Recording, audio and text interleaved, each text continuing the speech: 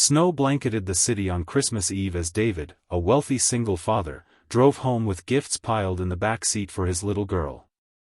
The streets sparkled with lights, families hurried past, and warmth filled every window he passed. Yet, as he stopped at a red light, his attention was drawn to a figure by the roadside. A woman, wrapped in tattered layers, was bent over a trash bin, her hands trembling as she searched through discarded bags. At first glance, she looked worn and fragile, her face marked by hardship, yet there was something striking in her eyes, an unmistakable dignity that no poverty could erase. She didn't appear desperate in the way one might expect. Instead, she moved with a quiet determination, as if searching for something that mattered more than survival itself. David felt his chest tighten. He had spent the evening buying toys, clothes, and food for his daughter, ensuring she would wake up to joy in the morning. Now, watching this woman dig through refuse on the holiest night of the year, he couldn't ignore the sharp contrast between their worlds. Something told him this moment wasn't about coincidence. It was about choice. He could drive on, pretend not to see her, and return to his warm home. Or he could stop, step out, and discover the story hidden behind those tired but unbroken eyes. As the snow fell thicker and the light turned green, David's heart whispered what he already knew: he couldn't leave her there. Snow continued to drift down in soft, silent sheets as David pulled his car over, unable to ignore the woman by the trash bin. He stepped out, his breath visible in the cold night air, and walked toward her. She froze, startled by the sound of his footsteps, then slowly lifted her head. Her face was pale, her hair messy from the wind, but her eyes carried both exhaustion and pride. David spoke gently, not wanting to frighten her. "Are you looking for food?" he asked.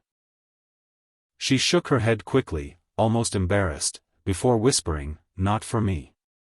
Her voice cracked with cold and emotion. She lowered her gaze back to the bin and added, "I was hoping to find something my little boy could play with tomorrow morning, so he doesn't think Santa forgot him." Those simple words pierced David's heart more deeply than he expected. He looked at her again, not as a stranger, but as a mother, one who was enduring the unbearable just to protect her child's hope.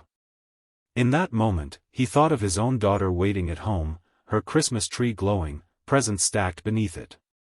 He realized how much he had taken for granted. The woman wasn't searching for scraps to survive, she was searching for a scrap of magic to give her child. David's chest ached with a mix of guilt and compassion, and he knew this night was about to change more than just her son's Christmas. It was about to change his own heart. David stood frozen for a moment, her words echoing in his mind. So he doesn't think Santa forgot him.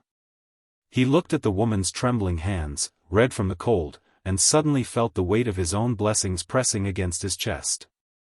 He had spent hours buying expensive toys, the latest gadgets, and warm clothes for his little girl, but here was a mother praying for nothing more than a discarded toy to make her child smile.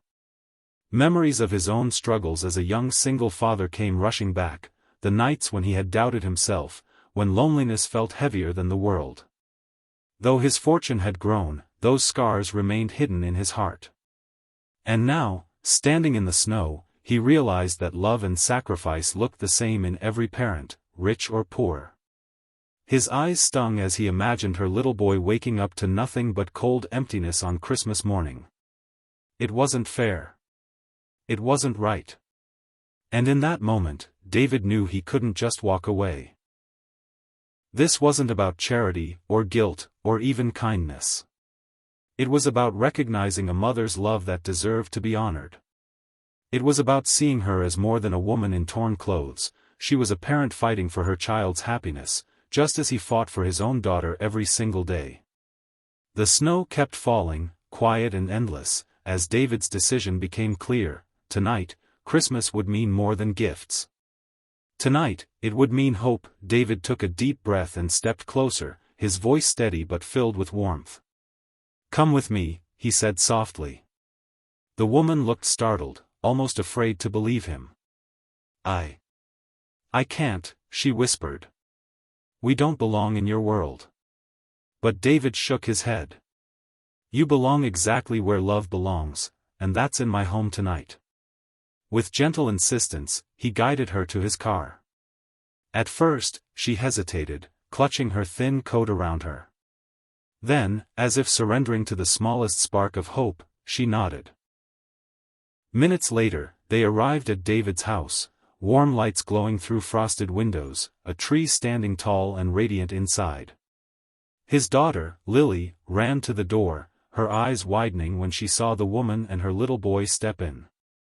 Without hesitation, Lily reached for the boy's hand, smiling as though they had known each other forever. The boy's face lit up in a way his mother hadn't seen in months, maybe years. David quickly brought out warm clothes, blankets, and a hot meal. As the mother watched her son sit by the fire, his cheeks finally glowing with warmth, she covered her mouth with trembling hands, unable to hold back her tears. Then David quietly slipped a few wrapped gifts under the tree for the boy, making sure he would wake up to magic in the morning. For the first time in a long while, the woman felt the crushing weight of despair lift, replaced by something she thought she had lost forever, hope. The fire crackled softly as midnight approached, wrapping the room in a glow that felt almost sacred. The little boy leaned against Lily, his laughter filling the house as if it had always belonged there.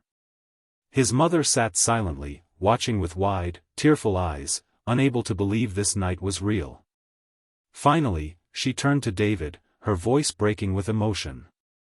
"You didn't just give us shelter, you gave my son back his childhood. You gave me something I thought I'd lost forever, faith in people's kindness." Her words carried a weight that settled deep in David's heart. He looked around at the scene, their two children side by side, the tree glowing with light, the warmth that filled every corner, and realized something profound. For years, he thought being a good father was about providing everything money could buy. But tonight, he understood the truth: the greatest gift he could give wasn't wrapped in paper. It was compassion, connection, and love. Tears stung his eyes as he reached over, gently squeezing her hand. "You're not alone anymore," he said. "Tonight, we're family." The woman's tears spilled freely, but they were no longer from pain. They were from relief, from gratitude, from the miracle of being seen and embraced when the world had turned its back. As the snow continued to fall outside, two broken families discovered something priceless inside that warm little house, the true spirit of Christmas, where hope is reborn, and love makes strangers into family.